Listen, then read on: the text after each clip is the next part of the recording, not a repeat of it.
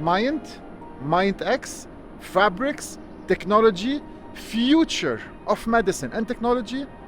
An amazing documentary starts now.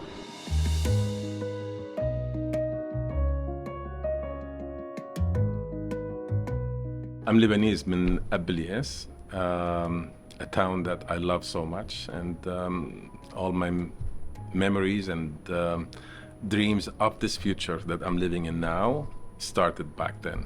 It allowed me to think differently and much bigger. And you know, when you live in a small town in Lebanon, you have the ability to dream. And you can realize your dream if you find the landscape that allows the dream to become a reality. And I'm living that reality right now. Canada was the place that made it easy for me as a Lebanese to obtain a citizenship. Something I'm sure you know, for every Lebanese is important, but Canada is an unbelievable country, and I'm extremely grateful to Canada. I love every piece of it. It's a special place. Once you get to know Canada as a whole, not just the beauty of its geography, but just the people, the decency, you realize that it's a gift to live in Canada. Myant started from lots of challenges, lots of pain, and lots of limitation I lived through my childhood in Lebanon. You know, I was 17 years old, I was shot, I was hospitalized for 2 years. I saw my parents suffering, trying to deal with my challenges. I saw my mom, who died when she was 53 years old. That broke my heart. Until today, very, very difficult for me. But somehow I saw her agony through what I went through. And my dad, unfortunately, died 5 years ago. And I just wanted to build something. And I wanted to build something that solved problems I went through in the past. It's a problem that you can solve starting with connectedness. You know, I happen to believe connectedness is an essential element of how we heal, how we love, how we survive. Together with what I went through when I was 17 years old in a hospital bed for 2 years, allowed me to kind of map out, at least in my mind, to find a way to connect people in the most passive way, unconsciously or consciously, if you will, but just in a continuous way.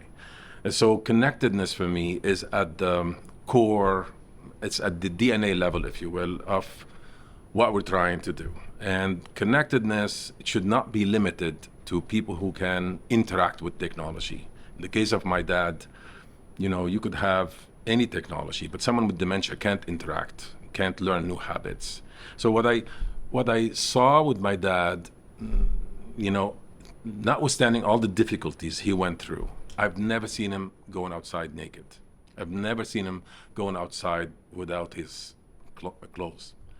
And I felt, you know, if I could make textile, that interface, that covers, since it's covering the entire body, I wanted an interface that is for a whole person. Because I did not want to deal with disease-based solution, because you know sometimes you have one human being with multiple morbidities or multiple diseases, and you're asking that person, especially if they have dementia or they have some cognitive disorder, you're asking them to participate or to interact with devices, and if you add more diseases, multiple devices, and automatically you're going to have very, very low adherence and very low acceptance. And So I wanted to solve the problem differently, and since my dad, when I saw him every single time I saw him, he was wearing more textile, not less textile. So I felt if I could make that substrate or material a computing platform that allows for a whole person,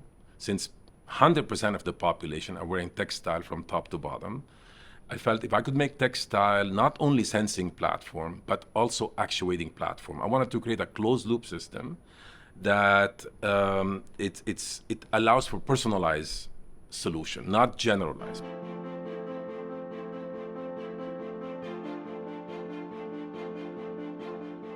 Tony is an incredible visionary. So when I first met him, very interesting person, because his vision is not for the next 5 or 10 years, it's for the next 20, 30 years. And what's really incredible about him is he's one of the smartest people I've ever met. but he also has a heart of gold. He's really soft. And he cares about leaving a strong legacy and making a difference in humanity. And sometimes people don't see that, I don't think, as much when you see CEOs, because you think they're running these big companies, but what's really driving him is making a difference in people's lives.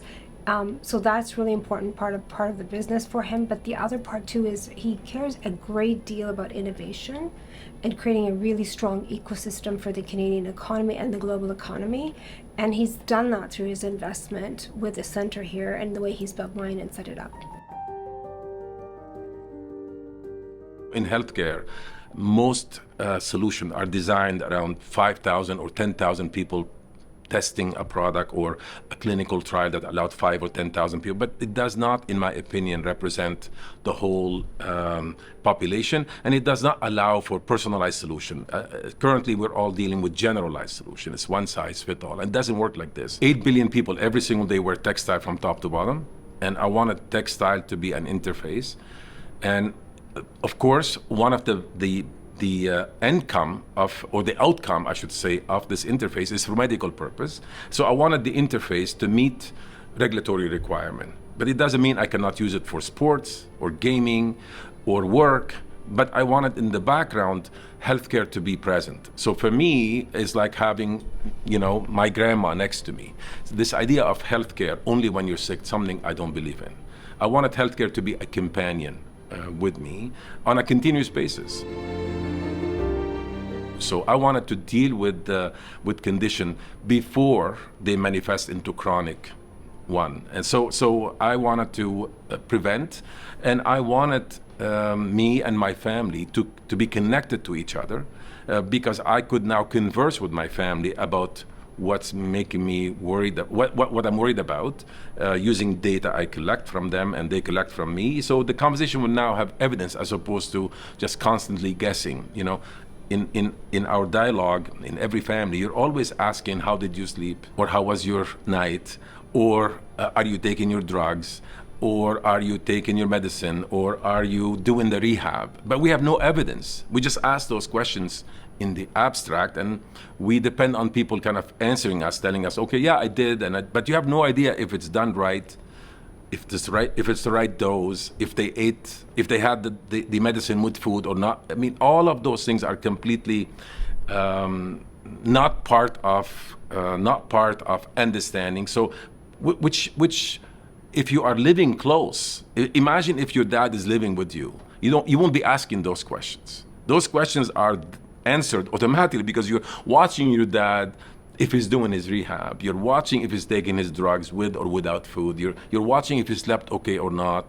So when we live far away from each other, we have not developed, which is what we're trying to solve for Myant, we have not developed a substitute for this presence, physical presence. So we tend to look at digital relationship in a single modality, and it's not something I believe in. So I wanted to create a presence. It's a new presence, it's a digital presence, but the condition that we have set to fix is a presence that resembles a physical presence. So we want to infer all the 5 senses on our platform: a sense of touch, a sense of smell, your body language. All of those things are extremely important to me. So we collect all of that data simply by wearing an underwear or a bra or a legging, or you sleep on our mattress cover, or you wear our shoes, or you wear our socks. The more you have your body covered with textile, the more the data, the richer the data is, and therefore you can understand all of those things, and you can enable this presence to be always next to you. For me, it's like this presence is like having, again, my grandma, someone I trust, someone that whatever her guidance will be, I will have no issues accepting. It will be so natural. So anyway, we build this. If I go back to how it started, we built this entire thing from a dream, from how I grew up. I didn't go to top universities. I did not develop research. I applied a cultural and and tradition in our society that existed well before me. And I simply want to digitize that.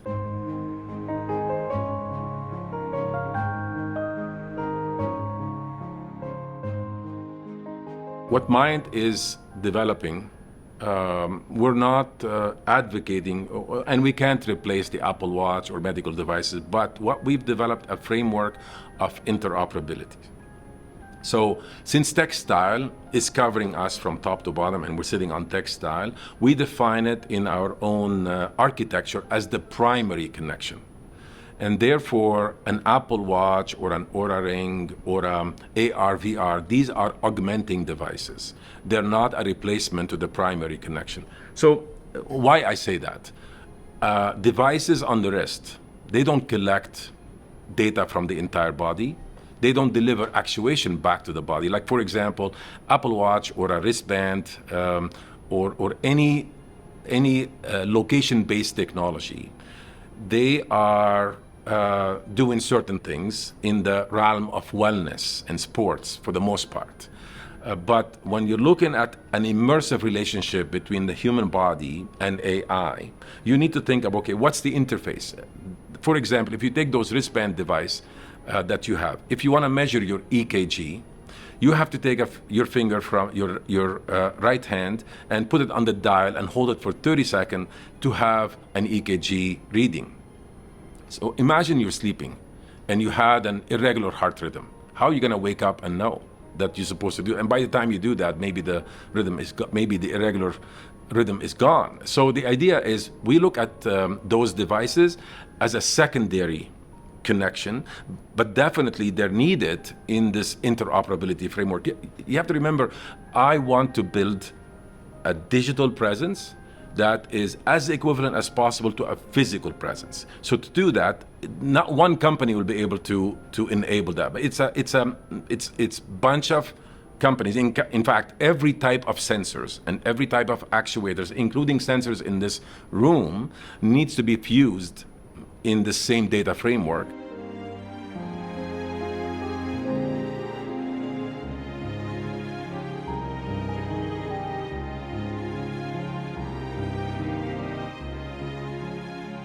All of that is really important to be data-wise, to be fused with the primary, and then to enable that new presence, right? So including like genomic data, blood test data, contextual data, all of those things, but it needs to be on a continuous basis.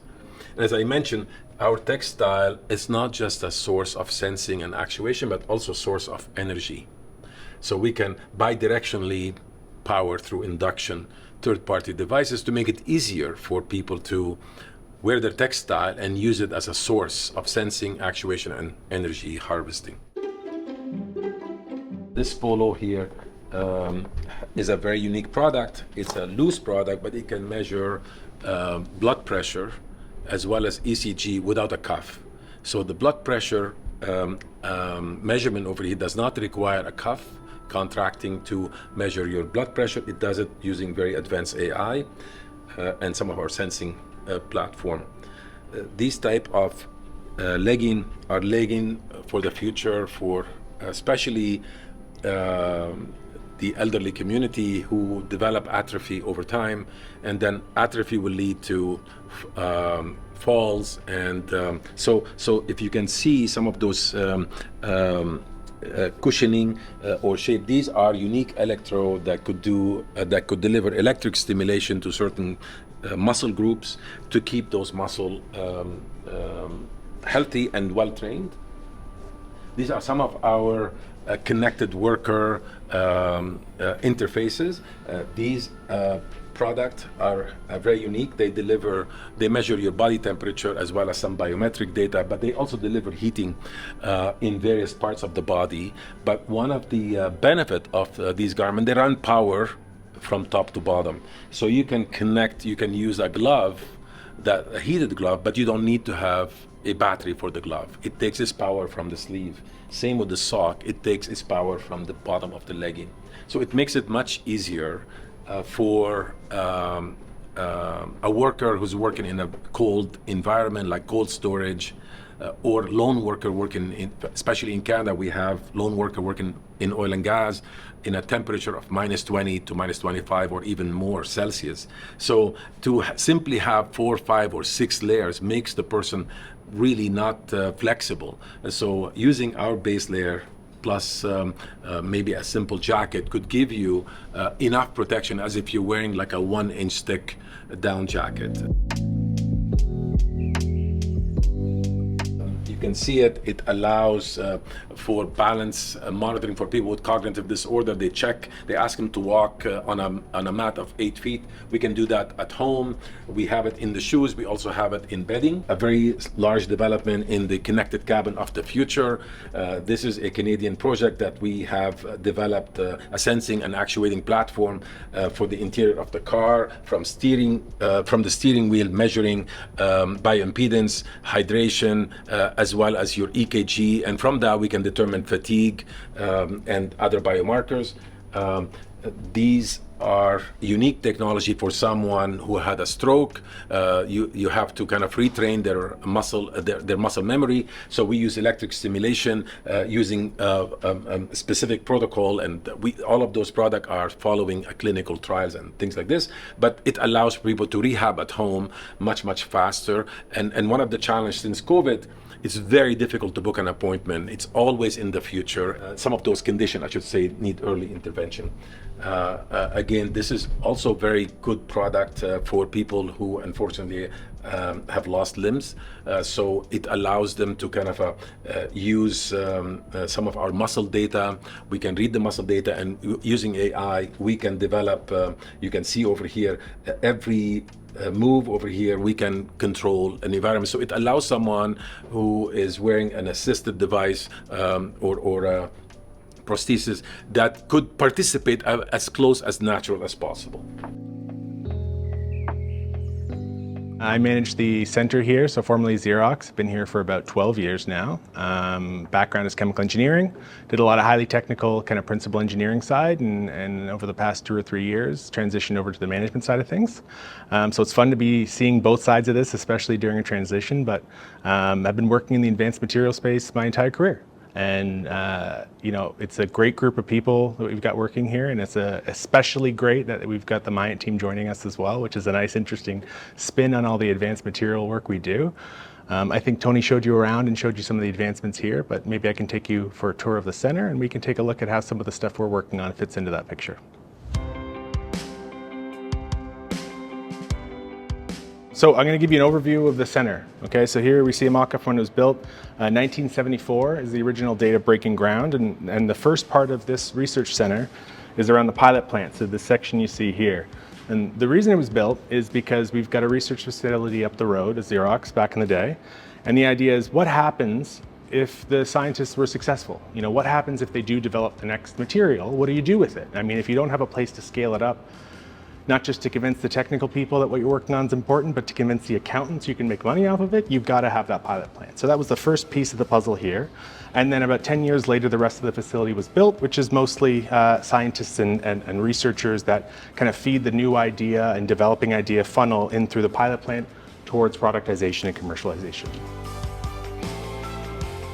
So the first thing we're going to do is go down the hub hallway. So this is an innovation hub that we have here, which is external companies that maintain a space in this facility in order to work with us or to further their materials advancement. So a lot of these companies will be experts in their domain. So maybe they'll have produced exceptional graphene or breakthrough patterning for transparent OLED displays, or some kind of cutting edge synthetic biology for fermentation.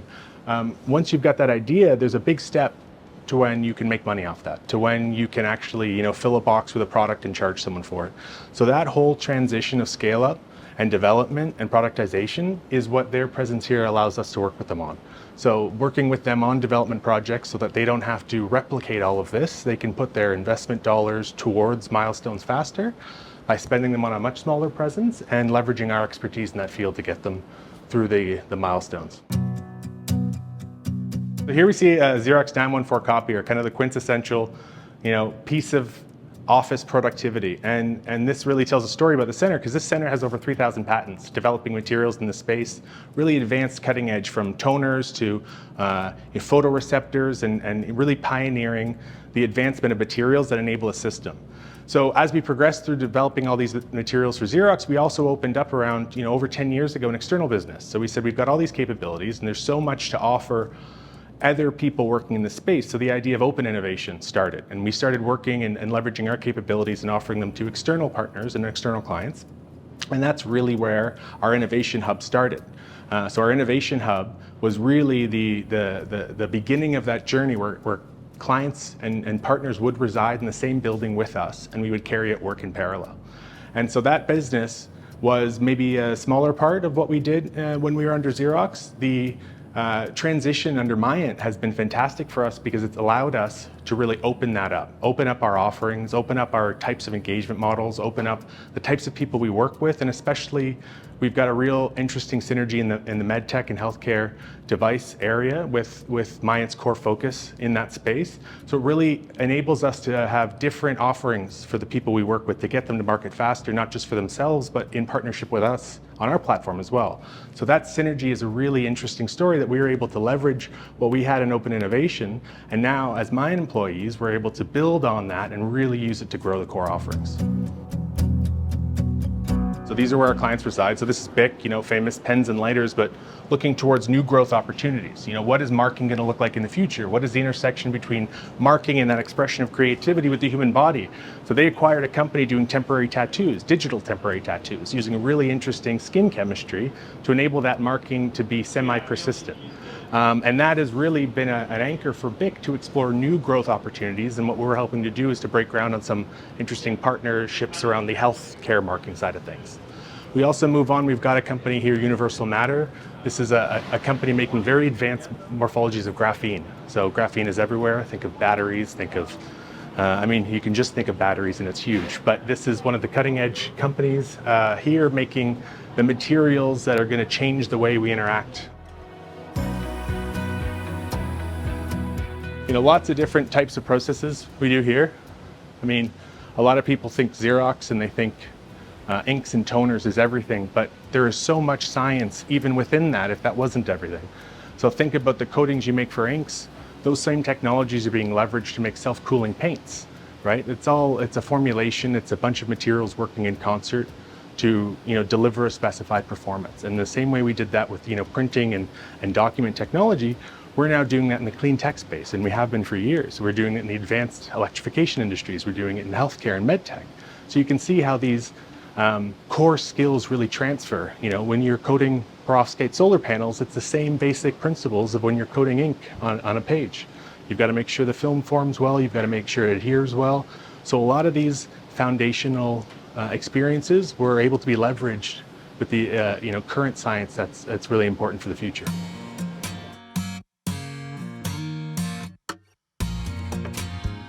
This is an electrochemistry lab. So this is one of our newer labs, and kind of an example of how we approach technology. So we had no real presence in this field about 2.5 years ago, but we had presence in all of the adjacent and surrounding ones. So we understood the importance of, let's say hydrogen generation or CO2 utilization, so converting CO2 to carbon monoxide and then more useful products. We understood those material trends, and we said we're going to get into it and understand how these materials work together so we can design better components. So the first part of that was developing new types of membranes.